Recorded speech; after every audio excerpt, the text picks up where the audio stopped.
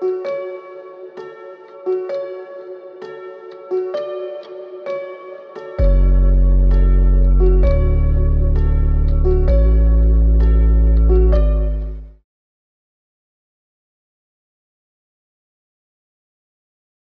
and welcome to Wood Explains, where I take a subject, be that rules, history or concept from the role-playing world, and try to explain it to you in a way that I hope helps you understand how it works. Today's explanation is the Skaven from Warhammer. Yes, I know the very idea that a race of ratmen that live underneath our very feet is a frankly ludicrous one, but consider being forewarned as being forearmed, or perhaps these are the spittle-coated ravings of a mad sage. Before I begin, I would like to state that I claim no copyright to the various pieces of art used throughout this video. They remain with the creator in each case. They're being used here for illustrative, educational and entertainment purposes only. Gnawing at the heart of the old world is a foul race, one that has its mind set on domination, cruelty and malice. The Skaven. These loathsome rat men are a vile species that inhabit a massive subterranean empire beneath the surface of the old world, known as the Under Empire. The Lords of Decay, the leaders of the Skaven race, dwell there under the dominance of their vile deity, the Horned Rat. It is a place of treachery, corruption, murder, and foul experimentation. The Skaven that the average person might encounter is male.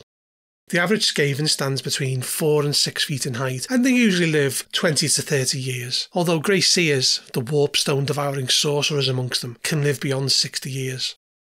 There is another breed of Skaven called Storm Vermin, black-furred elite of the military, larger than the average Skaven and proficient in the use of weapons and armour. There is a type of storm vermin that is considered the greatest, most disciplined military force of the Under Empire, albino storm vermin. They are fiercely loyal and obedient to their masters. Female Skaven, known as rat mothers, breeders or brood mothers, are huge, bloated creatures that are partially crippled due to their constant state of pregnancy.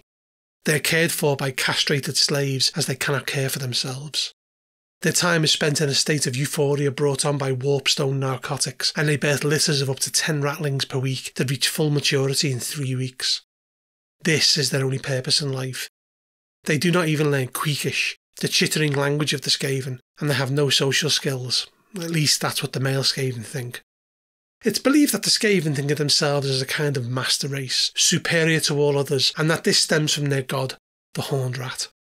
This foul deity is the Skaven psyche embodied, and its rule over the Under Empire is absolute. The proclamations of the Horned Rat are decreed and enforced by the tyrannical Council of 13. This is composed of 12 of the most powerful clan lords, with a 13th seat being symbolically kept for the Horned Rat. Of the 12, 4 are held by leaders of the 4 great Skaven clans, while the remaining 8 belong to less influential ones. Currently 4 seats of the Great Skaven clans are held by Grand Night Lord Sneak of Great Clan Eshin, Arch Plague Lord Nurglich VII of the Great Clan Pestilence, Pack Lord Verminkin, Pack Lord of Moulders of Great Clan Moulder, and Lord Warlock Morskitter, Emperor of Warlocks of the Great Clan Scryri.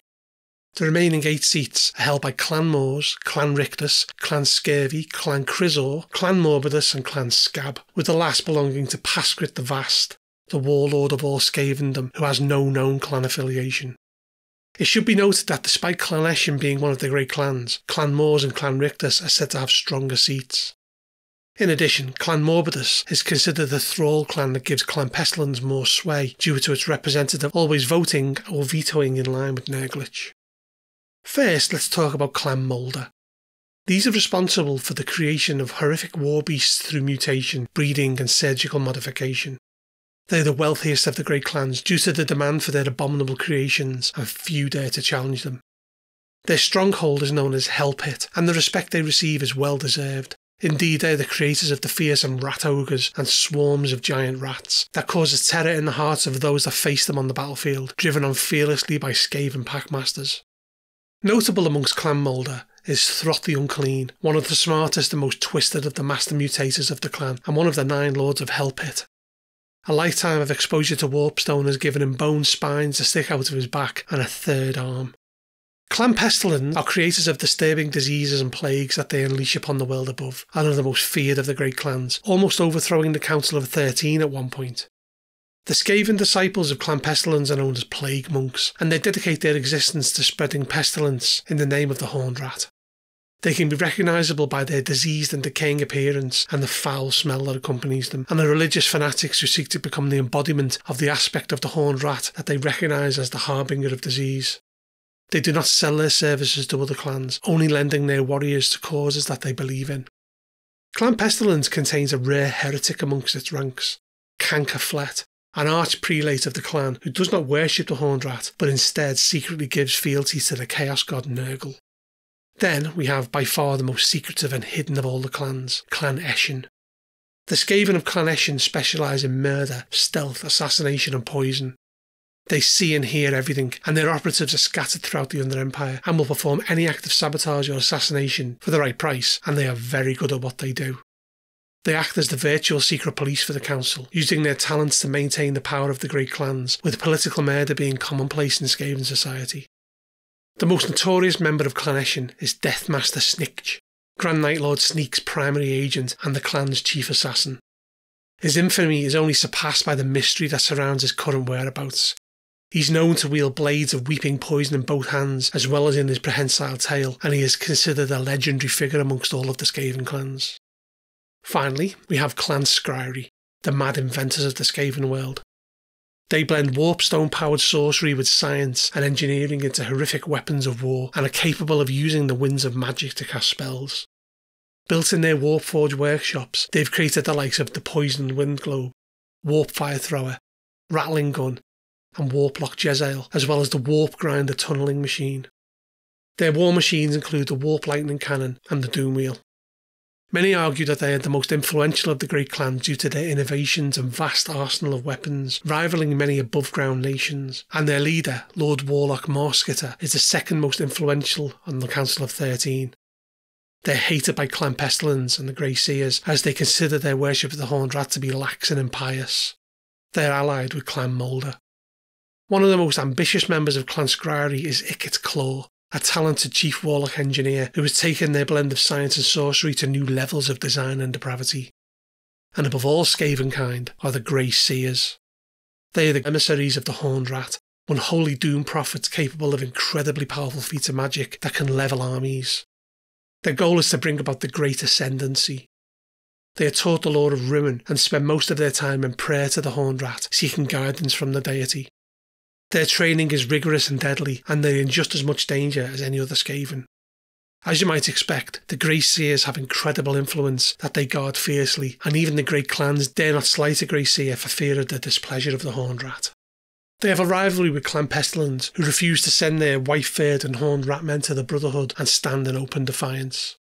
Additionally, Grey Seers have the ability to summon a horrific demon of the Horned Rat, a Vermin Lord. Perhaps the most infamous Grey Seer is Thanquol. He is the size of a storm vermin with black horns and was considered essentially ineffective by his fellow Grey Seers, though he seemed to have an uncanny ability to turn enemies of the Skaven against each other and was usually accompanied by his bodyguard, a heavily mutated and enhanced rat ogre called Bone Ripper that has extra arms and a fuel pack on its back to power its mounted weaponry. Though the origins of the Skaven are shrouded in the fog of history, their capital city, Skavenblight, is thought to have been founded around -1600 IC, following the fall of the human city of Tylos, and the Skaven grew in stature, advancement and power. The first mention of them is in an old Tylian tale called the Doom of Kavzar. The Skaven see no worth in keeping any kind of recorded history beyond their own personal one, and they have no real concept of time. They are thought not to have descended from men, but to be evolved from mutated rats. The very idea of the Skaven existing is scoffed at best, or at worst, those that proclaim their very existence possibly being burned at the stake for heresy. They are evil, cruel, and are legion. Their empire is one of treachery, and they have a need to reign in tyranny and terror over their fellow Skaven, though they are unified in their cause to conquer the surface world and bring about something called the Great Ascendancy. Existing since before the coming of Sigmar, the Skaven began to emerge from the pit beneath Skavenblight, and their population grew.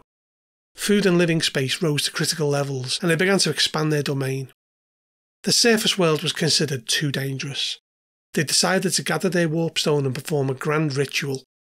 Deep underground, Skavenblight, a great incantation was performed, and the device that had been constructed to magnify their magic throbbed and smoked. The ground became turbulent, and the city itself shook as the machine drew the power to break mountains and shake the foundations of the world. Then, a part of the Great Machine broke and catastrophe struck. A wave of pure magic filled the underground chambers, collapsing tunnels and shaking Skaven blight as buildings fell and the land heaved. The energy swept outward to the World's Edge mountains that buckled under the assault. Tidal waves rose and washed the land, volcanoes erupted, and the lands were forever changed. The dwarf civilizations watched as their empire was wiped out in front of them.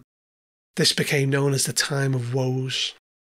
Following this catastrophe, and with Skaven blight now a place of crumbling masonry and debris, the surviving Skaven emerged from pockets of safety underneath. All that remained was the Great Bell Tower, and the survivors gathered outside the great temple doors, begging their god for guidance. The doors swung open, and 12 grey-clad Skaven emerged, the Grey Lords. They spoke with one voice, telling the Skaven that their time to go forth and multiply had arrived. The Lords of Decay were to lead them, and united under this banner they had purpose and began to burrow towards the caverns of the dead sorcerers who had used the Great Machine. They discovered that they had been successful, and that there were now cracks in the earth that connected Skaven blight to the highway of tunnels beneath the World's Edge mountains. They divided into 12 armies and spread far and wide. Within months they'd begun assaults on the dwarf mines and settlements, and their under-empire was now a thing made real. The next 100 years saw the Skaven become widespread, moving to all corners of the world, including the likes of Araby and Lustria. Word began to spread that a massive vein of warpstone had been found in the southern World's Edge mountains, under somewhere called Cripple Peak. Unfortunately for the Skaven, Cripple Peak was occupied by a great horde of undead, led by the necromancer Nagash. The Skaven tried to attack Nagash's fortress, Nagashizar, however, it was formidable, and they found themselves pushed back each time. The war against Nagash continued for decades, and came to be known as the War of Cripple Peak. In order to take the warpstone from Nagash, the Council of 13 had to take control and direct the clans into a single force. However, upon breaching the fortress, it was discovered that the undead forces of Nagash were limitless, with even those Skaven that died being raised to fight their brethren. Unable to wear down such an immensely powerful enemy, they were forced into a stalemate. In order to break Nagash, the council employed Clan Scryery to bring an arsenal of war machines. However, Nagash had seen this coming and wiped them out easily. The Skaven besieged the human settlements of Nagash's followers. Cities burned, but the fear of Nagash amongst the humans was stronger, and they fought desperately. This war dragged on for over 100 years, with the council finally understanding that they could not win, as it was costing them far too much in resources. However, just as all hope seemed gone, an envoy of Nagash was received. A proposition of cooperation was given, with Nagash demanding that for the Skaven's aid, Nagash would supply them with warpstone.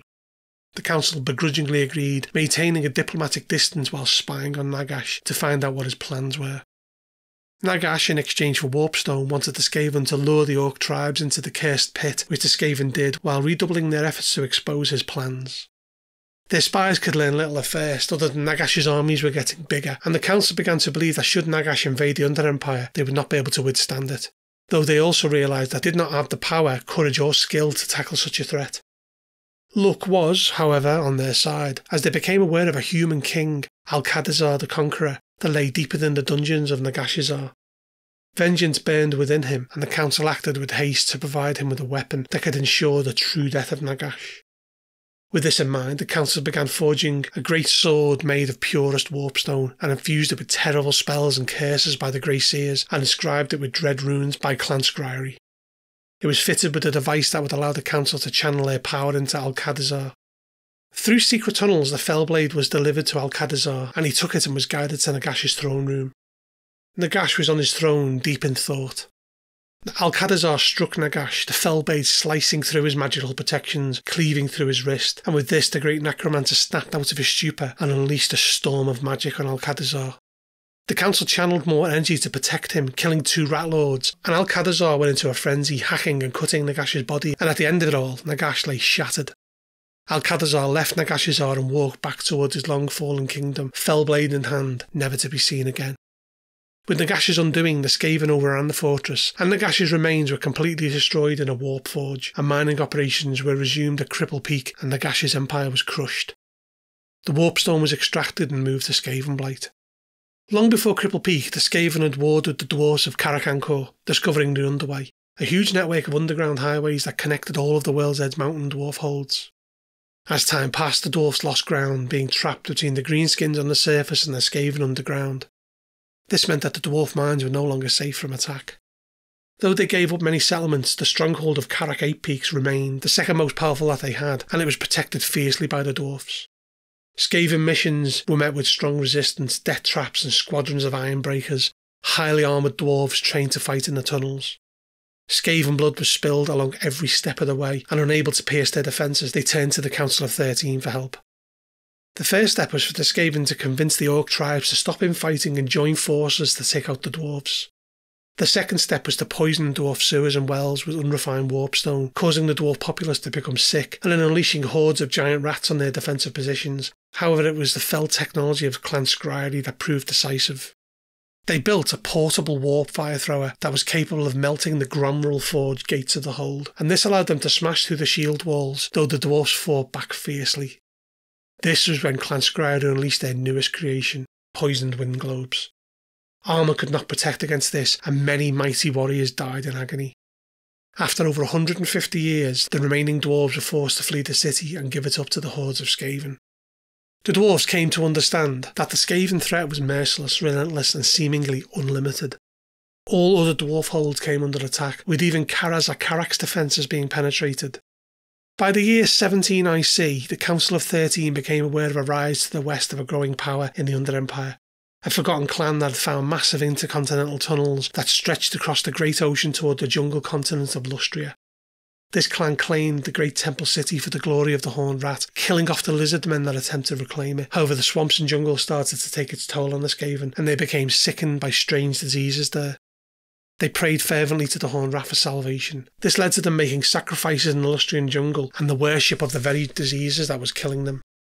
These infected Skaven of Clan Pestilens were created, and they started plundering the ruined Lustrian cities, who were forced to mobilise against them, and against powerful odds, the Plague Lords were forced to flee. They journeyed to the Southlands and established strongholds, and when representatives of the Council of 13 turned up, they demanded a place in the council, proclaiming Lord Nurglich as the promised one sent by the Horned Rat. The council were enraged at the hubris shown by Clan Pestilens, killing their emissaries. Clan Pestilens counterattacked with biological warfare that devastated entire holds, killing almost all of Clan Merkit within a matter of hours. The council responded by raising armies of clan rats supported by Clan Scryri. However, by the time they engaged, many of the smaller clans had pledged allegiance to Clan Pestilens, who now had the numbers to take on the entire Under-Empire. This escalated into full-blown civil war. During this, they received dire news. Cripple Peak had been retaken, with Clan Rickek being almost wiped out, and the Council of 13 were at a loss as to how Clan Pestilens had done this. However, the news was worse than that. Nagash had somehow returned, but due to the majority of the warpstone having been removed, it was decided that Cripple Peak would be left for good. For 4 centuries the civil war raged on, killing perhaps millions of Skaven, with it eventually grinding to a stalemate, with the deadlock being broken by another clan that had been long lost, Clan Eshin. Their adept assassins pledged themselves to the council, offering gifts of the heads of the Plague Lords that had dared to overthrow them, and the council wasted little time in sending the Eshin assassins to take out the powerful warlords and leaders. It soon became clear that Clan Pestilens were beginning to falter, who upon realising this sought a parley with the council, who agreed. At the Temple of the Horned Rat in Skavenblight, Nurglich had based himself and pledged Clan Pestilens to the council. There were calls for his execution. However, Nurglich produced a small vial of liquid to the council, telling them that it was a dose of yellow skull fever, one of Clan Pestilens' most virulent diseases, and that any attempt on his life would offer him no choice but to release it in the heart of Skavendom. Seeing no other option, the council welcomed Clan Pestilens back into the fold. With the civil war at an end, the council once more took over the Under-Empire and became a force to be reckoned with, now having Clan Pestilens and Clan Eshin at their disposal, and during the winter of 1111 IC, plans started to be put in place to invade the surface world. Lethal diseases created by Clan Pestilens were smuggled into imperial cities by Clan Eshin, unleashing a wave of virulent diseases simultaneously. Null, Altdorf and Talabheim were infected, and those towns that caught news of this closed their gates. The only major city that escaped the worst of the plague was Middenheim, who wisely began their quarantine efforts early. Villages were wiped out and the empire began slowly dying, and then finally in the spring the plague began subsiding, though the true horrors were yet to begin. Untold hordes of Skaven began emerging and assaulting the weakened empire. Crops and livestock were plundered, the slain were eaten, and Skaven war machines rampaged across the land, with only Nuln, Averheim and Altdorf holding out. In 1115, Emperor Brisk Goldgather was murdered by Clanesian assassins, and his inactivity and incompetence meant he was little mourned, and starvation began to take hold. The Skaven began rounding up the humans to be enslaved and taken to the captured towns of Ubersreich and Fildorf, and Clan Pestilens, the creators of the Black Plague that had ravaged the Empire, moved once again against the Council of 13, overthrowing 2 of the council members, giving them 3 seats. By 1118, news emerged of an army of Northern Crusaders being assembled in Middenheim, but unknown to the humans. The Black Plague had started affecting the Skaven, and they were dying in droves, unable to find a cure. Elector Count Mandred led his crusade to battle the Skaven armies and pushed them back again and again.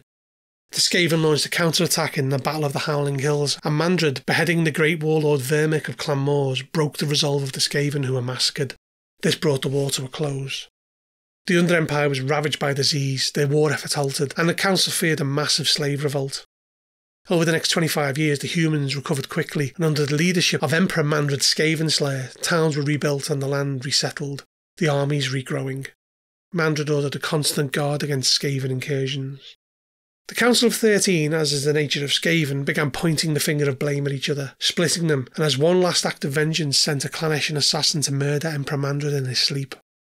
Following this disastrous defeat and desiring to follow the success of the Black Plague, they unleashed it upon the nation of Bretonnia, this time in the form of the Red Pox, in the sewers of Bordelot.